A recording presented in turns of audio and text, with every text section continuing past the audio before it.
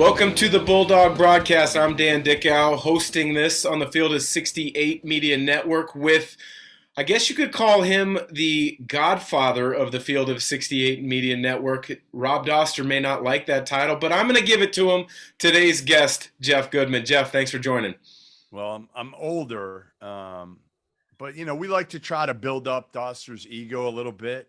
So we'll call him the godfather. We'll give him all the props we have to just make him feel good. Well, you guys are both plugging away with a tremendous amount of content. For anybody who's kind of on the outside looking in, tell us a little bit about this Field of 68 Media Network, the concept, the idea behind it, and then the follow through, because it's been impressive to be a part of. Yeah, I mean, the big thing, listen, a year and a half ago, Doster got laid off at NBC Sports, and he was looking for something to do. And we kind of teamed up with the thought of having former players do podcasts on their schools. And immediately we targeted you and a bunch of other guys, and it's been great. And, because fans want to hear from you guys. They want to hear stories. They want to hear what you think of the team. Some guys are obviously a little more pro the team than others, but I think, and I get it. You're not going to be like me on Gonzaga necessarily, although there's nothing bad you can say about the Zags the last couple of years. So it's pretty easy to do your job. Nobody's going to push back, but we got Scott Wood doing the NC State podcast. Well, one of the big questions is their coach, Kevin Keatts, the right guy for the job? Well, he's got to talk about that a little bit, and that's not easy for an alum to do. And then this year we started up a nightly show every night, 11 to 12 Eastern, on Sirius Radio, on Twitter, Field of 68, on YouTube. And basically we have a bunch of different hosts. And, last night it was me, Sean Miller, Archie Miller, Steve Prohm's involved, Robbie Hummel's involved. So Doster is involved, even though I tried to keep him out of it. But it's been a blast. An hour just talking ball at the end of the night after the games. And it's not always after the games for you, your time. That's the hard part on the West Coast. I can't do this when West Coast games end, Dan. Go from 1 to 2 Eastern time in the morning. I'm too old to make it that late. So that kind of leads me into a question I want to ask you. It's crazy to me that 22, 23 years later, since Gonzaga's had their breakthrough run in the NCAA tournament, 2 Final Fours, they're looking like a solid candidate to be back this year. There are still people on the East Coast that don't know enough about Gonzaga to say that they are truly an elite program. What is your comment to that? Because for me as a Gonzaga alum and former player, it is an old, tiresome narrative by now. It's brutal. I just basically call them idiots at this point. Because if you don't follow it well enough to understand that they are in position to maybe, and again, somebody asked me this morning. They said, well, it was on the radio, it was on national radio. If Gonzaga lost in the championship game again, what would it mean for this program? Is it, looking back, would it be a failure? And I'm like, do you understand if somebody had asked that question 10 years ago and said, if Gonzaga goes to 3 national title games in the span of 6-7 years, what would you think of this? Everybody would be like, oh my, it'd be the most ridiculous thing you could ever imagine. Yeah. And now they're in position to do it. And listen, Baylor was the better team last year. They were. There's nothing wrong with saying that. Baylor was the best team in the country. I said it preseason. I kind of kept with it all year, and they proved it when it mattered most. But you need a little luck as well. I mean, last I checked, Mike Krzyzewski hasn't won a regular season title, ACC title, since 2010. He's won 1 title in the last 10 years. John Calipari's won 1 title in the last 10 years. They've had a ton of pros come through. You need a little luck as well. I think this team is in position, maybe the favorite. To me, I've said, if my house were on the line, I'm betting my house. I'm probably taking the Zags and Kentucky right now. Those are the 2 teams that I feel best about. And the Zags don't have a weakness. I'm trying to, you and I talked about this preseason, and it was perimeter shooting. Yeah. Right. That was our concern. Even when I came out for the Texas game, it was like, well, Chet's shooting 45 from 3, yeah. 45 from 3. He was the guy that we didn't expect. And Bolton's been good. And Nemhard can make one. He's not a great shooter, but he can make one. He can keep you honest. I love Strother. I think Strother is the guy that's kind of the forgotten man nationally, but they've got a lot of dudes on this team, and the pieces fit together. They really do. Yeah, the pieces fit unbelievably well. And I think the thing with Coach Few is he's active enough in the transfer portal that he gets the right guys. You see a lot of transfer happy coaches right now trying to churn that thing over with 4 or 5. That's hard to blend that many guys, where Coach Few's been very selective, and it's worked out extremely well of getting guys to come from high school, get them to buy their time like a Julian Strother, and then he brings the right 1 or 2 transfers into the mix. How rare is that right now because of the craziness of the transfer portal? Yeah, I mean, I think guys scramble. You know, a lot of coaches right now scramble, don't do their research. Like, I know when Nemhard came from Florida, when he transferred, I talked to Tommy Lloyd a ton about him. You know, he's reaching out to me. What do you know? These guys are doing their research and picking. They're able to kind of handpick to some degree. Yeah. Now, not always. You're going to miss on some dudes, but you know, they're not having to fill 4 or 5 guys through transfers. And when you have to do that, then it gets hectic and you make mistakes. But when you're only picking out 1 or 2 a year, it makes it a lot easier to say, hey, I know we need a point guard, or I know we need a shooter. Let's focus on that. Let's do our due diligence and find the guy that fits not only what we need, but what fits in Spokane as well. Yeah, and fitting in Spokane is a different and unique beast. I've lived here for about 9 years. I love it here. My family loves it here. But it's not for everyone because it's cold in the winter times. It's a smaller city than your Seattles, your Portlands, your LAs on the West Coast. And so I think a lot of schools try to recruit against those topics. But if you're all about basketball and all about college basketball, I can't imagine there's a better place to go to school nowadays. What's your take on that? Yeah, listen, and then you throw NIL in there. Yeah. And those dudes can get paid. I asked Timmy when I was out there for the Texas game. You know, I tried to get a dollar figure, sort of like a general. He wasn't going there, and I'm sure Chet won't either.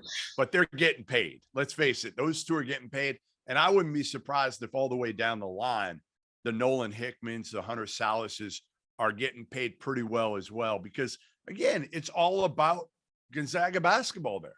You know, Creighton is all in Omaha is all about Creighton basketball. Those are the places that I think, again, now you can sell the culture, you could sell winning. I think the only detriment for Gonzaga is selling the exposure in league play. Mm-hmm. That's the only thing that I think hurts him and it's hurt Chet right now. It's not going to hurt him in the long run. Yeah. But if you're a guy who loves attention, Dan, it does hurt you because you're playing late at night and you're playing in the WCC. The WCC is actually, I don't know if it's better this year because BYU's fallen off now. Let's face it. We thought it was really good early when BYU was rolling, and St. Mary's is good this year. I saw them in person. They're not overpowering. USF's good. They're probably going to get in the tournament, but they're not great either. We probably overrated the WCC early because BYU looked really good, and then they got hit with some injuries up front. But I think that's the biggest drawback is probably the exposure for a kid that wants it in conference play, as opposed to the ACC, which stinks this year. But you know what? They're still on TV every single night at 7:00 and 9:00 Eastern. Well, a quick thought about how to fix that. And on the topic of the WCC, I think it's a legit 3. BYU's net is still good enough to keep him on that bubble conversation. I'm pulling for him because a West Coast Conference guy like myself, I would love to see it. But on the fix of the exposure problem, what if the WCC started playing afternoon games on Saturday to have a primetime slot on an ESPN, on a CBS Sports Network? Because that's the biggest issue. You live on the East Coast. You love college basketball, but an 11 p.m. start tip time is hard for you, I can only imagine. It sucks. I mean, seriously, I'm older. Like when I was 25, it really didn't matter. Right. Yeah. But now my wife's sitting next to me. She's sleeping, and she's waking up and looking at me like, when are you going to turn off the damn TV already so I can actually go to sleep? So I get it. Like, I get it. for people on the East Coast, it does make it hard. Gonzaga can do that on a Saturday. There's no other team in the WCC that can say, hey, we want to play. Like if BYU says, hey, we want to play on the 4:00 slot on Saturday afternoon. I don't know if it works. I don't know if they can get that done. And again, how early can you play on weekdays? You're not playing a 4:00 local game. You could maybe get away with playing more 9:00 Eastern games and play at 6:00 local time. And that's what most of the regional games that the crew that I call the games for, those are all 6:00 tips. Right. And that would be, I think, beneficial for the national games to be at that slot as opposed to the 8, because that's a difficult one. Yeah, 8's hard. 8's hard. 6 is easy. 6 is easy. You're done at 11:15 Eastern time. That's no problem. But a game that starts at 11:00 Eastern is hard for people to tune into. You can't blame them, especially if it's Gonzaga Pepperdine or Gonzaga Pacific or Portland. Again, BYU, St. Mary's, USF right now, they have some pop to them. I think people would be more apt to stay up, but some of the bottom feeder teams in the league just don't have any juice. Before we move on to the next topic, let me tell you guys a little bit about our partners over at BetRivers Sportsbook. If you haven't signed up with BetRivers yet, now's the time, because they are offering a $250 match bonus for your first deposit. But what sets them apart is that they require just one playthrough to turn your bonus into cash money. With their new Rush Pay instant approval, withdrawing your winnings is safer, more secure, and more reliable. With basketball season tipping off, get in on the action by going to betrivers.com today or by downloading the BetRivers iOS app. Must be 21 years or older. Gambling problem? Call 1-800-GAMBLER.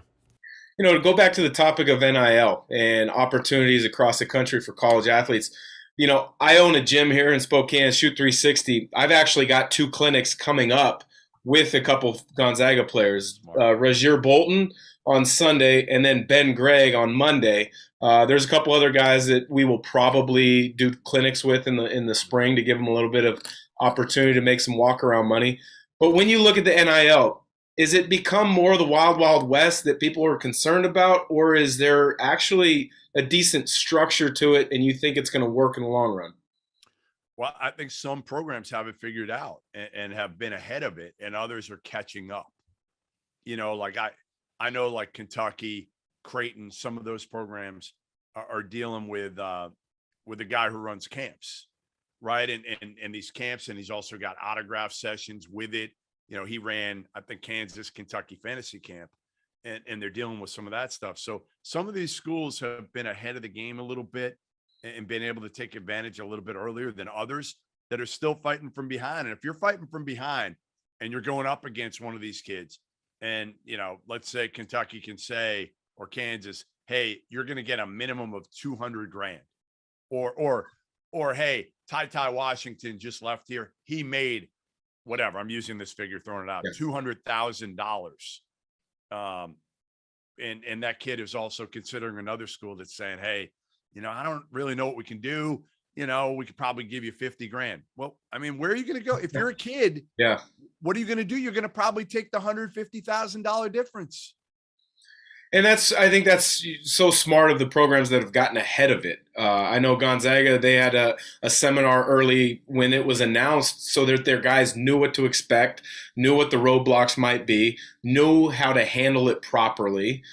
Because I think you're right, the ones that were slow are behind now moving into the transfer portal. And then the recruiting of freshmen for next season. So, well, Jeff, I appreciate you joining. Always appreciate you involving me in the Field of 68 Media Network.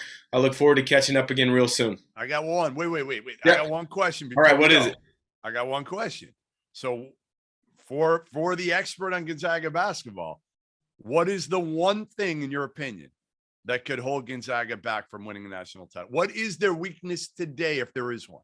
The one thing that I had told you early in the season, and it looked like it was going to hold true, was the three-point shooting. They've clean that up to a certain extent. I think a big part is Chet is playing and shooting with a lot more confidence. And I think, guys are understanding where their opportunities are going to come from. But the one still kind of question mark at times is if it gets to be a slow, grinded out, foul fest game. Yep. Timmy has improved at the line as opposed to the first 2 years, but he's still not upper 70s. Nope. You haven't been tested knocking down free throws in a close game. And that's a bigger deal than a lot of people think, is like, have I stepped up to the line, all eyes on me, under 2 minutes, 2-possession game? They haven't had that in quite some time. And you're going to have one of those in the NCAA tournament. You're not that good. You're not that overpowering this year. Yeah. That you're not going to have at least one of those that's going to come down to maybe a game decided at the line. But I think that's, again, where, Coach Few is going to be smart enough with play calls or sets to run in that situation where you're going to have the ball in the guy's hands that can make plays. Now, Timmy can make plays. I still think he's going to have confidence to put him in the ball in his hands at the end, and Timmy wants to shoot those free throws. But the question is, does somebody else get put at the line that hasn't been there or isn't ready for that limelight just yet? Yep. No, that makes sense. That's, that's a valid point. And if that's what we're talking about, that's way down the list. Think about it. Most teams have glaring weaknesses. Yes. Gonzaga has no significant weaknesses, in my opinion. That's why, to me, I would say they're my favorite to cut down the nets in New Orleans. And you better be there. You better be there in New Orleans. Awesome. Well, I love it. I've got flights planned. My hope is that, yes, I will be there doing a little bit of work, but also doing a little bit of enjoying Gonzaga at the Final Four. So thanks again for joining, Jeff. This has been the Bulldog broadcast on the Field of 68 Media Network.